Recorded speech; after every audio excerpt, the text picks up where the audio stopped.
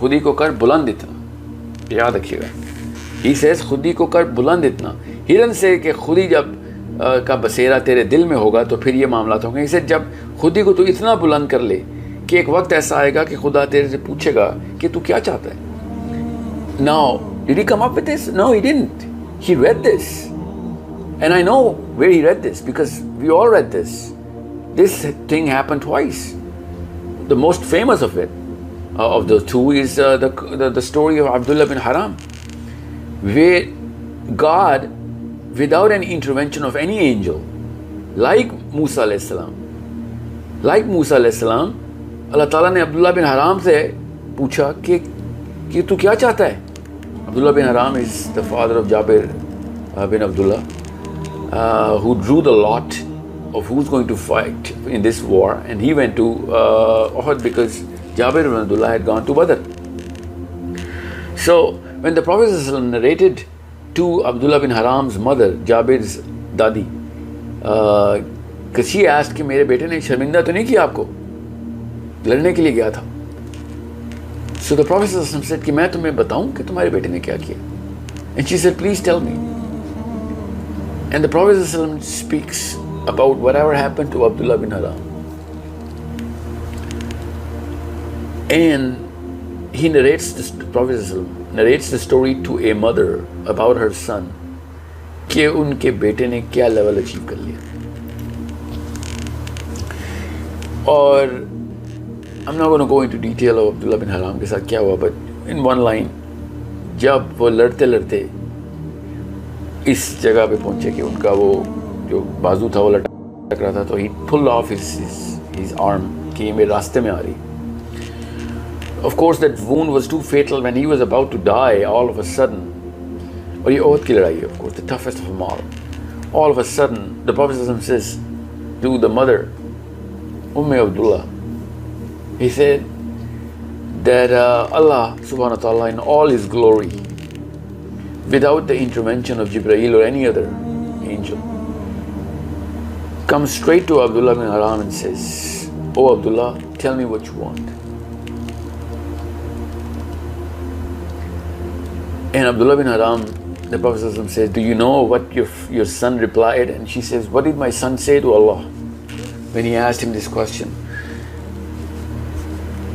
Then Prophet ﷺ said that your son replied to Allah that whatever I just went through, I want to go through it again.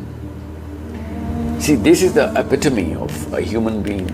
کیونکہ کسی بھی اور hierarchy کے اندر جب آپ کسی انسان کو ڈالتے ہیں, اور اس کے اوپر دنیا کے کسی بھی ایلیمنٹ کا انفلوئنس ہو, کسی بھی ایلیمنٹ کا انفلوئنس ہو, تو جب اللہ سبحانہ تعالیٰ بغیر کسی فرشتے کے انفلوئنس کے, نا this is also very important fact کہ فرشتے کے انفلوئنس سے بھی انسان کی سائیکالوجی بدلتی ہے. However, we're not going to go into that. Let's just park that for later. جب اللہ تعالیٰ خود ہم کلام ہوتے ہیں انسان سے, تو انسان کی جو اصلی اوقات ہوتی ہے نا, وہ انسان کے وہ سامنے ہوتی ہے. ان مسلمانوں کی سائیکالوجی میں تو فرشتوں کو بھی دھوکہ دینا نہیں ہے, مگر انسان کی پہنچ فرشتوں سے اوپر کی ہے, اس لیے فرشتوں کو بھی سائڈ پہ کر دیا گیا. اس وقت آپ ڈائریکٹ اللہ سے ہم کلام ہو رہے ہیں, اور اللہ تعالیٰ آپ کی ایک ایک خلیے کے اندر سے آپ کی حقیقت سے بات کر رہے ہیں. تو آپ اس وقت کچھ ایسی بات کر ہی نہیں سکتے کہ جو آپ کے اندر سے نہ آ رہی ہو. تو عبداللہ بن حرام نے کمپیئر کریں دنیا کے کسی بھی انسان کو, کسی بھی میٹرکس, کسی بھی سسٹم, کسی بھی ٹائم لائن کے اوپر پلیس کریں, تو وہ ادھر کی ٹائم لائن سے لے کے اپنی ڈیمانڈ لسٹ بتائے گا کہ وہ اصل میں کیا چاہتا ہے, اصل میں وہ کیا چاہتا ہے. سو علی بن ابی طالب کو جب خنجر لگا, تو علی بن ابی طالب کے منہ سے جو کلمہ نکلا, اور یہ ایک دفعہ نہیں ہوا, ایک اور صحابی کے ساتھ جب نیزہ لگا ان کو, ان کے سینے سے نیزہ باہر آیا, پیچھے سے مارا, ان کے منہ سے وہی کلمہ نکلا. تو جس بندے نے وہ نیزہ مارا تھا, وہ بندہ اتنا حیران ہوا کہ یہ کسی کے منہ سے یہ والا کلمہ کیسے نکلتا ہے, اور وہ کیا کلمہ تھا کہ رب کعبہ کی قسم میں کامیاب ہو گیا. In all the glory of the human being, you cannot possibly utter anything except what you are at that time when a spear goes through your back. اور یہ عبداللہ بن حرام کے ساتھ جو واقعہ ہے یہ اس کی ٹیسٹمنی ہے, بیکاز اس پہ حدیث کلیئر کر کے ہمیں سائیکالوجی بتاتی ہے. سو وہ انسان جس نے نیزہ مارا تھا نا, اس واقعے کی تفصیل کسی اور جگہ کور کریں گے. یہ صحابی گئے ہوئے تھے ایک مشن پہ, اور اس مشن میں وہ ان کی مخبری ہو چکی ہوئی تھی. ایک بندہ ان کے پیچھے سے آ کے اس نے صحابی کو نیزہ مار دیا پیچھے سے. جیسی نیزہ ان کے سینے سے نکلا تو ان کے منہ سے نکلا کہ رب کعبہ کی قسم میں کامیاب ہو گیا. جس بندے نے نیزہ مارا تھا وہ اتنا حیران ہوا کہ یہ جملہ کیسے نکلتا ہے, ہائے اللہ میں مر گیا, یا اوے میرے بیوی بچے, یا مجھے کوئی بچاؤ, اسپتال لے کے جاؤ. یہ وہ ہائرارکی ہے جو پیورٹی کی ہائرارکی ہے, اور اس کے اندر سے انسان اپنی اوقات جو ہے نا وہ مینیفیسٹ ہو کے بتاتا ہے. جو فلاسفی کے علماء اکرام ہیں وہ کہتے ہیں کہ آپ کی دعا جو ہے نا, دعا وہ اصل میں آپ کی اوقات ہے. وہ بھی اکیلے میں مانگی ہوئی چھپ کی جو دعا کی ہے وہ اپنی اوقات ہے آپ کی. سو یہ جو ہے نا کانسیپٹ, یہ اقبال جو ہے نا بار بار اس کو انووک کر رہے ہیں. اور وہ بندہ جس نے نیزہ مارا تھا وہ باقاعدہ مشن پہ گیا, بیکاز ہی واز ان اے شاک کہ ایک انسان یہ جملہ کیسے بولتا ہے کہ جیسے اس کو نیزہ لگے اور نیزہ اس کے سینے سے باہر آئے, ایسے پیچھے سے نیزہ ماریں اور تو اس کے منہ سے یہ کلمہ کیسے نکلتا ہے. تو وہ پھر پوچھتا رہا کہ یہ کیا سیکھتے ہو, کون سکھا رہا ہے, کیا سکھا رہا تمہیں. تو صحابہ نے بتایا پھر کہ یہ ہمارا اوج ہے, ہماری یہ بندہ جو محمد بن عبداللہ صلی اللہ علیہ وسلم, یہ اوج انسانیت ہے, یہ اس مقصد کی پیک ہے کہ جس مقصد سے اللہ تعالیٰ نے پوری کریشن کی ہوئی. تو یہ ہمیں سکھاتے ہیں کہ یہ واقعہ ایسے دنیا کا ایسے ہوا, کائنات کو کہاں لے کے جا رہے ہیں اللہ تعالیٰ. تو سوچیں ذرا, ہمیں جو سائیکالوجی بتائی گئی ہے نا وہ بڑی پست سائیکالوجی ہے. صحابہ کو کس لیول پہ اللہ کے نبی علیہ السلام لے کے جا چکے ہیں, ہمارے چھوٹے ذہن ابھی تک کمپریہنڈ نہیں کر سکتے. ہم پیدا ہی گٹر میں ہوئے. اقبال کی جو خودی ہے نا اس گٹر سے نکالنا چاہتی ہے. یہی نیچے کا کانسیپٹ ہے اوور مین کا.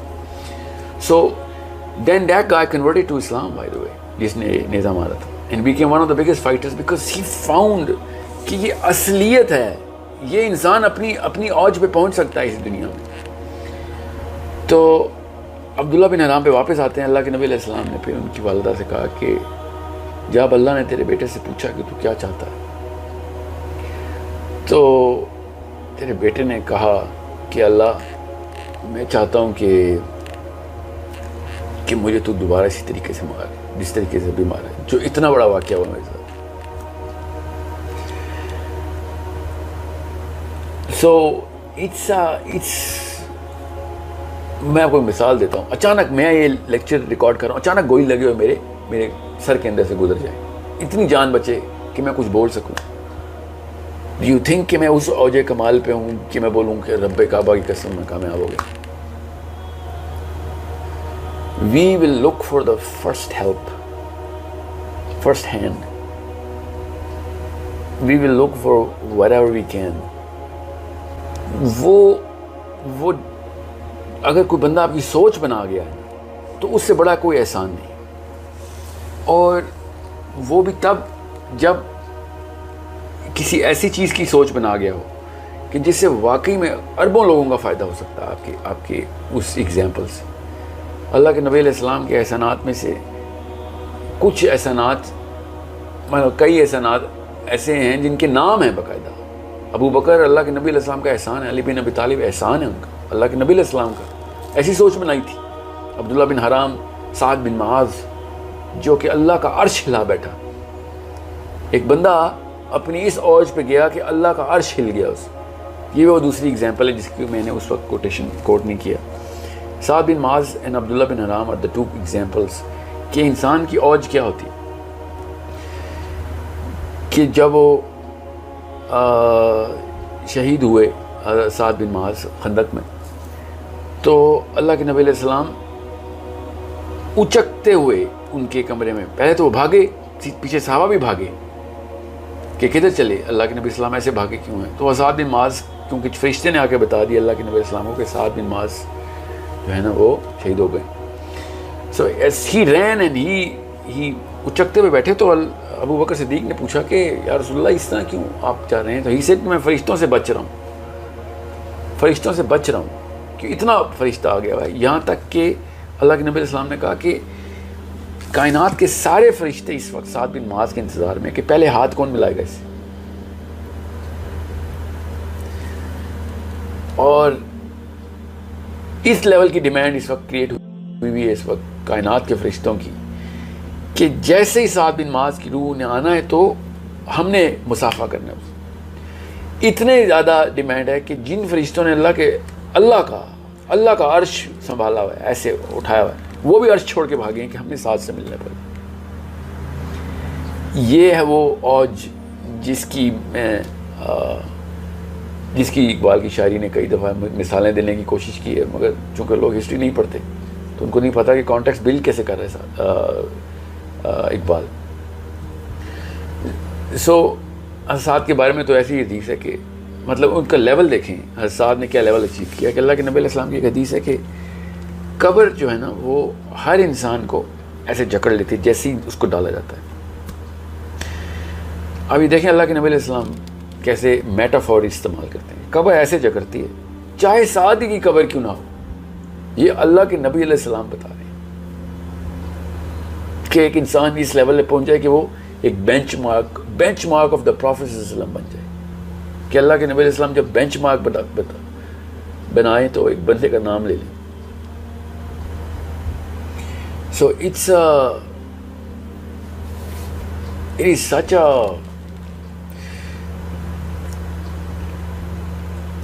a doable thing کہ اگر ہم نبی علیہ السلام کو لیتے نا تو بہانہ ملتا ہے ہماری سائیکالوجی میں کہ نبی تھے, نبیوں کو تو اللہ تعالیٰ نے ایک اور کائنات کا میٹرکس رکھا ہوتا ہے.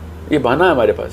حالانکہ نبی علیہ السلام ہمارے جو آخری نبی ہیں, اللہ تعالیٰ نے قرآن پاک کے اندر کئی دفعہ بتا دیا کہ تجھے میں نے اسی نظام کے اندر اوج دی ہے.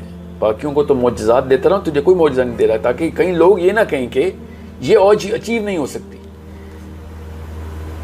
جس آسمان سے آدم نیچے آئے ہیں نا وعدہ لے کے, کوئی سزا کے نہیں طور پہ مسلمان ہیں, اسی آسمان پہ اللہ کے نبی علیہ السلام کو لے کے اللہ تعالیٰ گئے ہیں معراج پہ. پوری سائیکل کمپلیٹ کی کہ یہ وہ بندہ ہے جو پہنچ گیا اس جگہ پہ کہ جس جگہ سے یہ جو اوج کا جو سلسلہ ہے وہ سٹارٹ ہوتا ہے.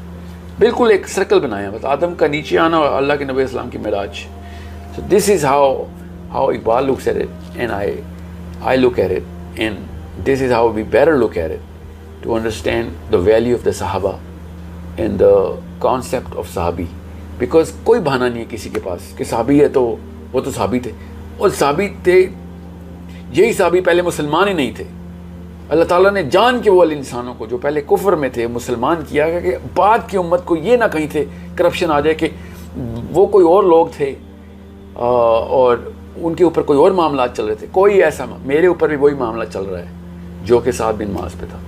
ہمارے سامنے کشمیر فلسطین چل رہا ہے, اور جتنی دور کی بات ہے پہلا قدم ہی نہیں اٹھاتے ہم. حق بات ہی نہیں کر سکتے تو عمل تو بہت دور کی بات ہے. اپنی اوقات انسان کو ان ٹیمپلیٹس کے تھرو لے کے آنی ضروری ہے کہ میجر کس یارڈ سٹک پہ کر رہا ہوں. This is why I need you to, and this how I need you to understand. I know I dragged it a little, but this was very imperative کہ میں اس کی اپلیکیشن کو ایلیسٹ کر کے اس کانسیپٹ کو دوں, so that you can understand that Iqbal was a person who was interpreting the application of Khudi as well as the concept, even if that concept, if assuming that concept was Nietzsche's concept. So I hope this is going to help you settle this once and for all. دین کی بات پھیلانا صدقہ جاریہ ہے. ثواب کی نیت سے ویڈیو کو شیئر ضرور کیجیے. جزاک اللہ.